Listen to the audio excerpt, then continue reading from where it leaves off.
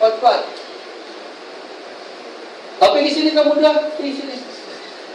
Cepat.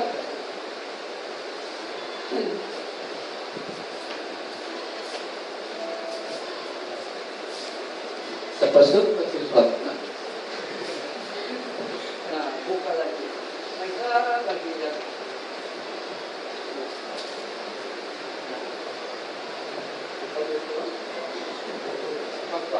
Satu, dua, tiga.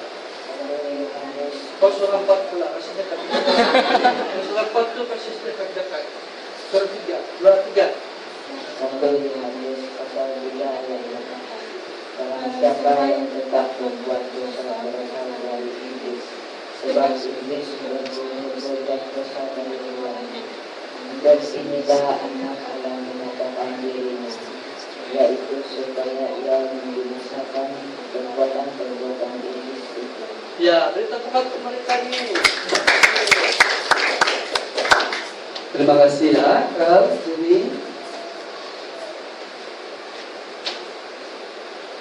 Siapa yang terus berbuat dosa berasal daripada iblis. Siapa yang terus memudut apa? Itu berasal dari regen. Siapa yang menyuruh apa? Malas baik orang. Jangan-jangan sudah betul ke bahasa dong? Tepat? Ya. Mungkin dia ini keluang men yang suka jalan meluyur malam. Tidak tahu siang atau malam sama saja bagi dia. Baik kalau dia lihat macam Tuhan. Tidak siang atau malam bagi Tuhan. Ini macam kanapius dadabra. Orang yang seperti ini kata firman Tuhan tadi, ini menunjukkan bahwa dia masih berasal dari iblis. Tetapi datanglah kerajaan Allah dari surga. Apa dia buat? Dia membinasakan perbuatan-perbuatan iblis itu. Amin? Tepuk tangan dong. Tepuk tangan. Haleluya. Ya, ya. Yesus datang untuk membinasakan. Apa itu membinasakan? Masih ada kepala tidak? Hancur, berderai menjadi debu. Tahu lagu itu? Harapan setinggi gunung, Pak Jos tahu sama Pak Yusuf. Harapan setinggi gunung. Pasti kegemaran kami tiga dulu. Berderai menjadi debu. Ibarat sampai berselemah itu memberikan hati dalam begitu. Enggak. Semua menjadi debu, hancur. Ketika kerajaan Allah datang, yang berasal dari setan, sekalipun orang disebut setan, dia hantu, tidak berguna sama sekali. Ketika Anda menyambut kerajaan Allah datang kepadamu, engkau menjadi mulia seperti Kristus. Amin. Karena itu jangan memandang rendah tentang kerajaan Allah ini. Menjadi pengikut Kristus, orang yang sungguh-sungguh merdeka. Yesus tidak datang ke dunia ini bukan mencari orang yang hebat, orang yang handsome boy di kampung. Yesus tidak cari orang yang paling cantik. Yesus tidak cari orang yang paling kudus di dunia ini. Tapi Yesus datang karena Anda dan saya orang yang sama-sama orang berdosa. Oleh itu jangan sering menghina dong. Kalau temanmu jatuh, baru dia tahu. Ini kalilah. Yang kita harus tahu, kita berduka cita. Kita tangisi dia, kita doakan dia. Mungkin sebelum itu dia belum memiliki kerajaan Allah itu. Dia masih anak syaitan. Dia tidak tahu dia anak setan. Dia pergi ke gereja, aktif pelayanan. Seperti teman saya, masuk sekolah kitab, sarjana, master, akhirnya berdosa, tinggal lagi Kristus, masuk Islam. Tetapi sedikit saja masa Tuhan beri kepada dia. dia die, mati. Dia menikah, sementara itu dan berjalan menikah, dia sakit dan mati. Dia belum terima Yesus mungkin. Ketika dia masuk Islam, jangan heran. Wah, heran. Dia dulu pemimpin pujian yang hebat, guru sekolah minggu setia. Apa yang kau heran? Dia mungkin utusan setan di dalam gereja, dan dia sendiri tidak tahu. Dia itu adalah benih ilalang datang dari setan. Tetapi hari ini akan mengajak kita, Bapa mengajak kita dalam nama Yesus. Kata dalam nama Yesus itu tidak ada lagi nama yang dapat memberi satu nasihat yang paling hebat, yang dapat mengubah, yang dapat menyelamatkan. Hanya nama Yesus saja yang membawa damai dan segala-galanya. Hanya dalam nama Yesus saja. Kalau itu nasihatilah orang dalam nama Yesus, tegur orang dalam nama Yesus, bangun orang dalam nama Yesus, doakan orang dalam nama Yesus, kasihi orang dalam nama Yesus, segala-galanya dalam nama Yesus, dalam nama Yesus, dalam nama Yesus. Engkau pasti diberkati. Karena dalam Yesus kerajaan Allah akan terjadi. Nah, anak-anak, bagaimana? Tuhan jahat, Tuhan kejam, Tuhan bengis, Tuhan bawa kayu seperti saya, pukul anjing yang walaupun kesalahannya kecil dipukul sampai mau mati. Tuhan tidak. Dia datang membawa kasih. Namun kasihan sekali manusia, semakin dikasihi semakin cengeng. Tidak tahu terima kasih. Anjing kau pun tidak. Kalau saya tidak belajar sungguh-sungguh, mana dapat degree ini? Itu ini. Tengok otak saya. Nenek, bapak tidak ada pada keturunan otak macam saya ini. Semua bodoh, saya saja.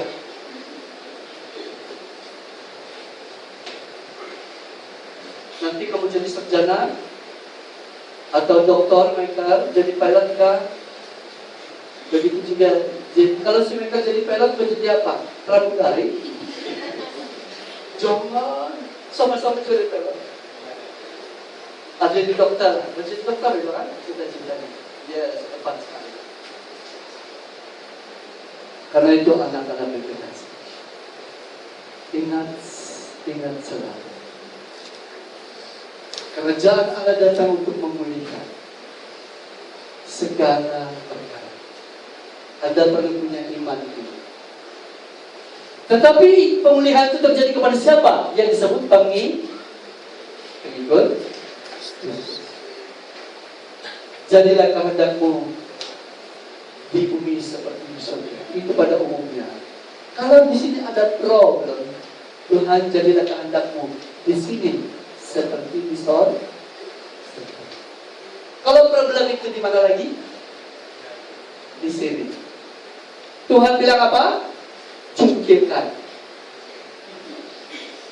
Kalau problem itu di sini, Tuhan bilang apa? Potong. Kalau di kaki potong. Kalau di kepala sama potong.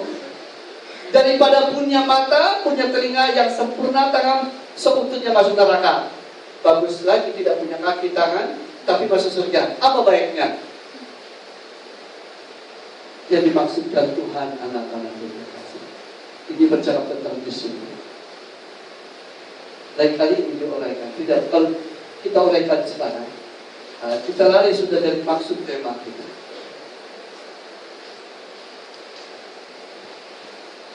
Ini pergumulan mengikut Kristus. Mari kita bersama-sama melihat gaya hidup yang terutama dalam kerajaan Allah itu harus menjadi gaya hidup orang-orang yang menyambut Yesus, yang menyambut kerajaan Allah di dalam kehidupan. Ya. Apakah gaya hidup itu? Mari kita lihat dalam Matius pasal 11 ayat 28. Apakah gaya hidup itu?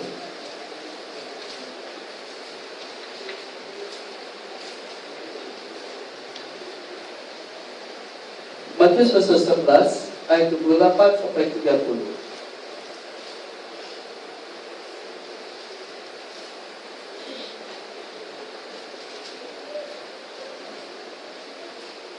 Setelah kita masuk dalam kerajaan Allah, kita perlu mengerti bagaimana kita hidup dalam kerajaan Allah itu sendiri. Ya? Kerajaan Allah adalah sebuah gaya hidup di mana kita membiarkan hidup kita diperintah oleh Kristus. Dengan bagaimana? Melalui ketaatan kita kepada kehendak firman.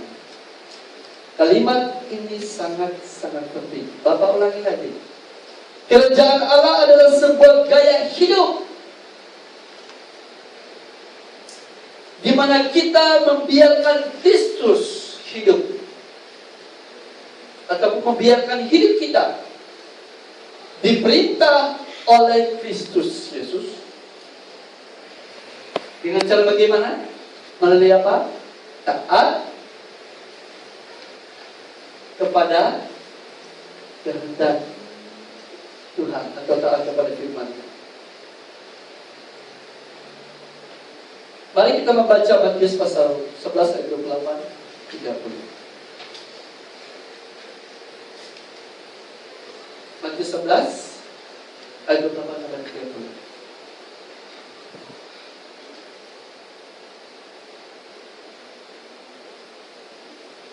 2, 3. Semua yang berkudus dan berkebakan, aku akan beri kepadamu. Pikulah aku yang pasrah dan belajarlah kepadamu, karena aku lemah dan rendah hati, dan jiwamu akan mendapat. Sebab hukum yang pasrah enak dan beban pun. Jemputan ini, undangan ayat yang ke-28 ini sebenarnya, pertama konteksnya berbicara kepada orang-orang Yahudi. Jemaat Yahudi. Jemaat Yahudi ini jemaat Kristen. Kamu tahu apa masalahnya? Para pemimpin gereja, kalau kita bilang gereja pada waktu itu, wow, mereka punya undang-undang luar biasa. Yang dulunya begitu banyak dalam perjanjian lama, masuk perjanjian baru, bertambah hebat lagi. Sehingga pengikut Allah ini tidak mendapat kepastian, kebenaran, jalan keselamatan. Mereka tidak tahu lagi apa yang harus aku lakukan supaya saya benar-benar masuk surga. Ini peraturan-peraturan yang sudah mereka miliki dari keturunan nenek moyang dia.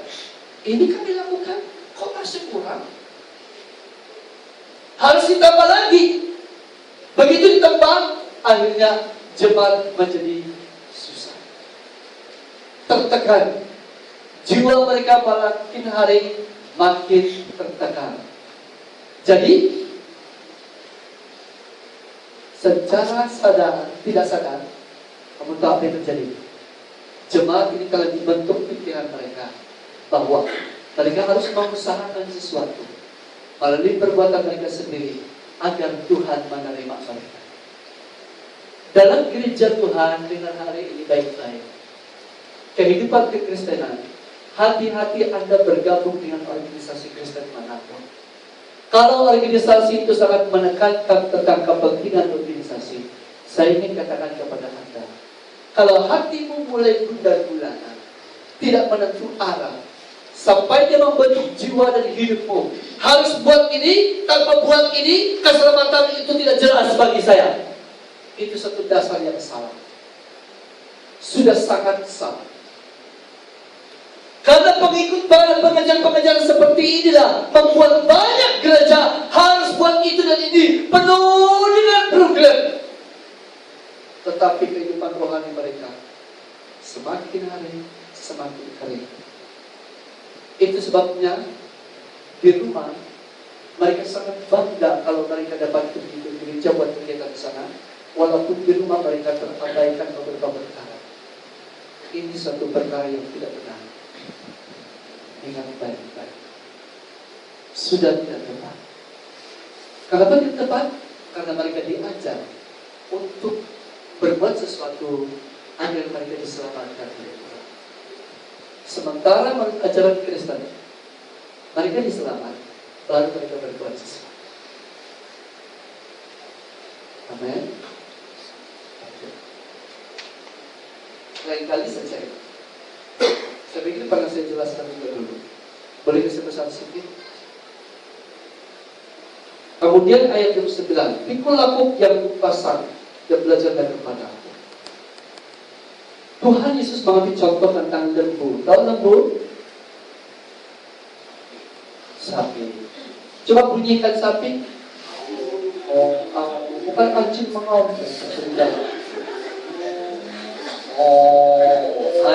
Saya pandai kan? Saya ada sapi.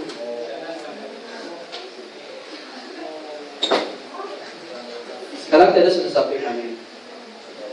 Dulu sapi itu gunanya begini, dipakai untuk membaca, bikin sawah, tempat tanam padi, tanam apa saja, kasih korek itu tanah supaya tanah itu jadi senang tempat tanam dan subur. Dan sapi yang pandai ini akan mengajar anak sapi yang tidak pandai. Yang disebut kok itu yang disimpan di leher. Jadi nanti kayu itu akan dipasang sini dan bersambung dengan satu anak sapi yang diajar, sapi yang baru. Jadi sapi yang baru ini harus ikut yang pandai. Kalau dia ke kanan, dia ikut. Kalau dia ke kiri, ikut. Kalau ke depan, ikut. Kalau dia mundur, ikut. Kalau dia berdiri, ikut. Apapun yang dibuat oleh yang mengajar, ya harus dilihat. Tapi ketika dia coba melawan, apa yang terjadi? Sakit. Tergesek karena itu kayu. Sini sakit, sini sakit. Banyak yang sakit. Dia kata tentang, Pak! Tapi tidak pernah bercakap. Begitu saja.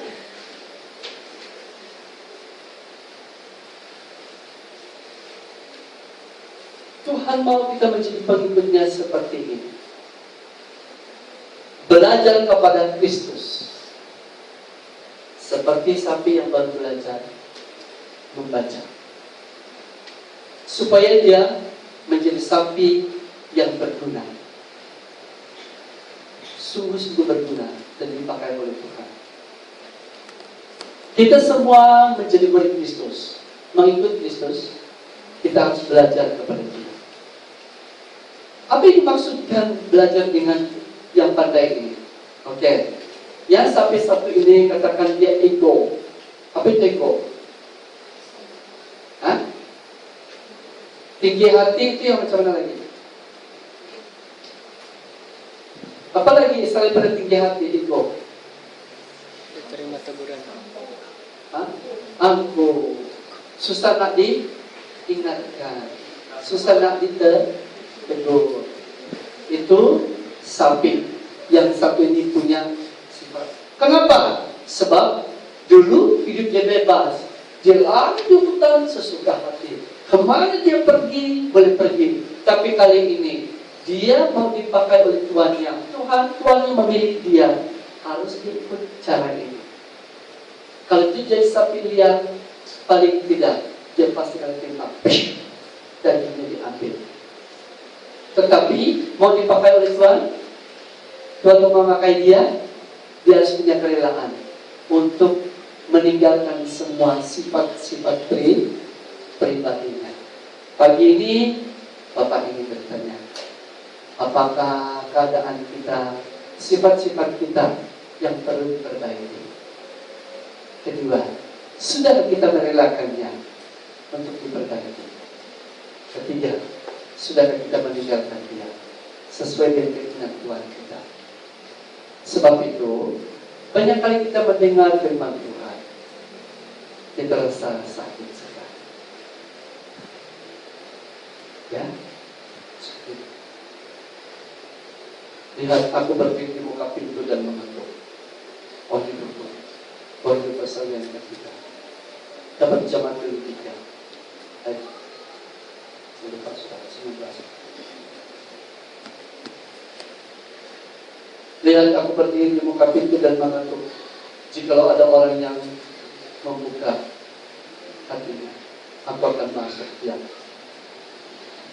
Wahyu 3 ayat yang ke-20. Ketuk itu sakit kan? Barang siapa yang kau anggap anak dan bilang apa? Dia akan tegur orang itu. Salomo bilang apa? Di ujung hutan ada emas. Karena itu ajarkan anaknya. Tetapi saya tidak mengajar anjing tadi pakai hutan yang ada emas, tetapi balok yang mematikan. Ini semua didikan. Ini semua penyucian. Ketika kita mendengar firman Tuhan, apa yang membuat kita gelisah, resah, tidak sejahtera, kita mudah tersinggung, sulit untuk mengakui apa? Karena kita mungkin seperti sapi ini. Sebab itu 2 Timotius pasal 3 ayat 16. Hafalkan? Oh. 1, 2, 3. 2 Timotius 3 ayat 16. 1, 2, 3. Segala firman diilhamkan Allah memang bermanfaat untuk mengajar, untuk menyatakan kesalahan, untuk memperbaiki kelakuan, untuk mendidik orang dalam kebenaran. Karena tiap-tiap orang kepunyaan Allah diperlengkapi untuk setiap perbuatan B-A-I-K.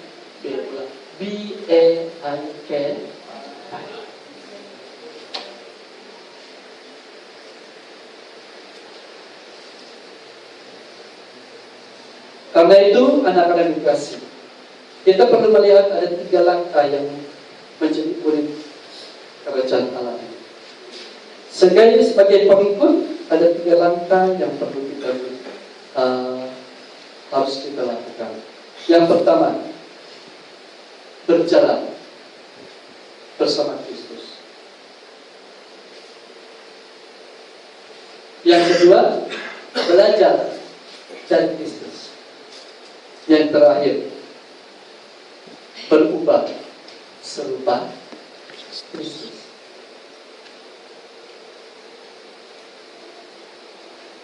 Bagaimana caranya kita mempraktekkan 3 langkah ini?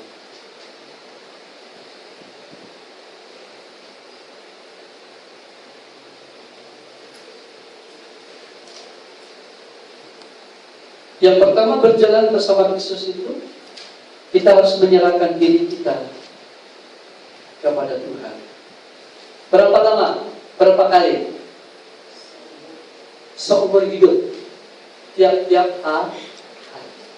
Sebab kita tidak kuat.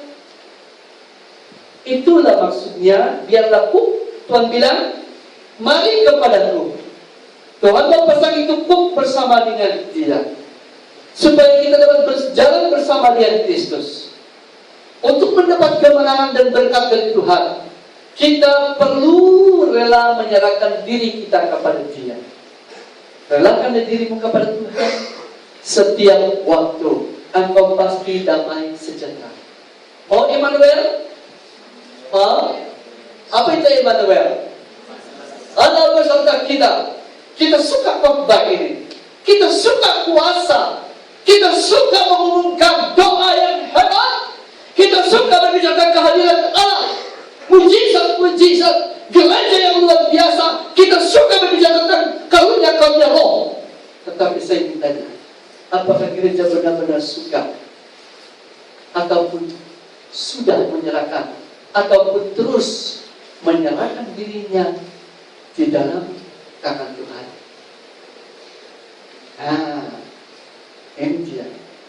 Baik-baik. Mau diberkati, mau hidupmu dibantu, mau bebas, mau mengalami kemenangan. Jangan kasih hatinya saja, pikirannya juga dong. Bagaimana segala milik kita? Istri, suami, anak, pacar, boyfriend, girlfriend, dan sebagainya. Kereta kita. Mau serahkan? Satu waktu Saya masuk di kereta. Saya suka berdoa begitu. Tuhan, kereta ini adalah milikmu. Saya mohon berkat-Mu Tuhan, walaupun kereta ini sudah usang, sudah tua, tentunya banyak kelemahannya, bisa saja rusak di mana-mana. Satu keajaiban yang kami alami satu keluarga, kami ibu di dok, kami pergi ke hospital yang baru-baru ini. Keajaibannya seperti ini. Kereta saya tidak mungkin sampai di sini, saya tidak tahu anak kami. Karena ada masalah dia pandai mati sendiri sudah. Sampai di papar tidak boleh sudah. Kita pasang lampu mati sendiri. Kalau lampu mati sendiri, dia punya izin pandai mati. Saya off lampu dari papar gelap nih sampai sini. Dan saya katakan Tuhan tolongkan. Biar kita sampai di rumah, dia akhirkan dia punya nyawa saya. Pas berhenti di muka pagar itu, tidak boleh hidup sudah. Saya dan Inggris disorong masuk ke kandang dia. Saya selalu berdoa, Tuhan kereta ini milikmu, dan mohon berikan-Mu atas kita. Kami tidak pernah menyusahkan kami dengan satu kesusahan yang sangat berat, membuat kami berdoa kepada Tuhan. Saya teringat pada sebaliknya, adakah saya berdoa untuk hidup saya seperti saya mendoakan kereta ini? Tuhan, hidup saya ini milik-Mu. Tuhan, mata saya adalah milik-Mu. Tuhan, semuanya milik-Mu. Bapak, tolong saya, supaya jangan ada yang kondem, short sana, short sini. Kita mau sehatkan, amin. Tetapi mau nggak kita jangan Tuhan maaf? Mau nggak kita kalau Tuhan campur tangan dalam spiritual kita?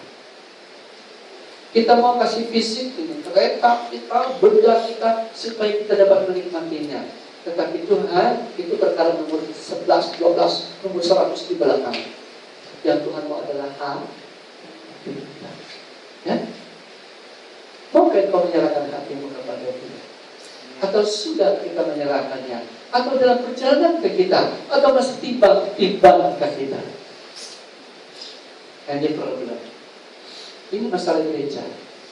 Itu sebabnya gereja banyak mengalami kasih sayang. Dengan khotbah satu hari dari pagi sampai petang pun kita yes, luar biasa. Tapi ya untuk apa? Berkat ini, berkat itu, segalanya. Tapi hati pun digenggam terus. Oh jangan Tuhan, yang ini kan kalau Tuhan ambil alih kurang enjoy.